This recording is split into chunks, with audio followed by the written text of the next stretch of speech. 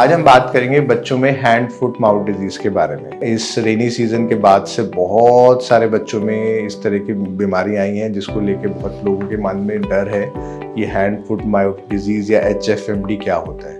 पहली चीज मैं बताना चाहता हूँ कि इससे घबराने की जरूरत नहीं है। ये एक बहुत ही माइल्ड प्रकार का वायरल इन्फेक्शन है। जैसे कि नाम से ही पता चलता है, हाथ, पैर और मुंह में, हिप्स एरिया में भी रैशेज होते हैं साथ में, but central part mostly preserve रहता है, लाइक बैक और पेट में ये रैशेज नहीं होते। मेजर जो इशू होता है वो हमेशा माउथ अल्सर्स की वजह से होता है। मुंह में अंदर रैशेज हो गए तो बच्चे का ओरल इंटेक कम हो जाएगा। ओरल इंटेक कम हो जाएगा, बच्चा खाएगा नहीं तो बच्चे का चिड़चिड़ापन बढ़ जाएगा और ग्रोथ और सारी चीजें हैम्पर होंगी। तो हमारा मेजर फोकस यही होता है कि बच्चे का ओरल एक्सेप्टेंस कम इतना ना हो जाए कि हमें हॉस्पिटल के चक्कर लगाना पड़े। सो एटलीस्ट आपको ये देखना है कि बच्चा पानी अच्छे से पी रहा है और रिलेटिवली मीठी चीजें खिलाएंगे तो बच्चे के लिए लेना आसान होगा। हल्का सा भी नमक होगा तो वो चुभ सकता है।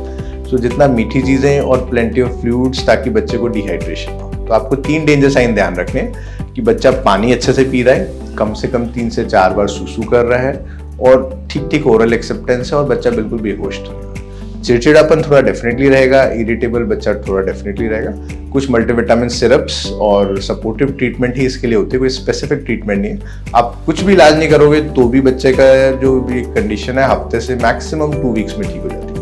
मोस्टली बच्चे हफ्ते से 10 हफ्ते में इसको टेक केयर कर लेते हैं, अनलेस अनटिल कुछ ऊपर से सेकेंडरी इन्फेक्शन ना हो।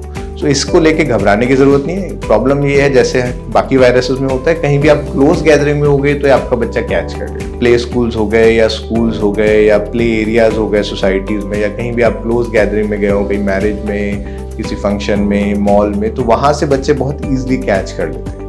बट अच्छी बात ये है कि बहुत सीरियस इलनेस नहीं है, बहुत माइल्ड इलनेस है जिससे घबराने की जरूरत नहीं है। देखने में खराब लग सकता है पर लॉन्ग टर्म कोई कॉन्सिक्वेंसेस इस चीज के नहीं है।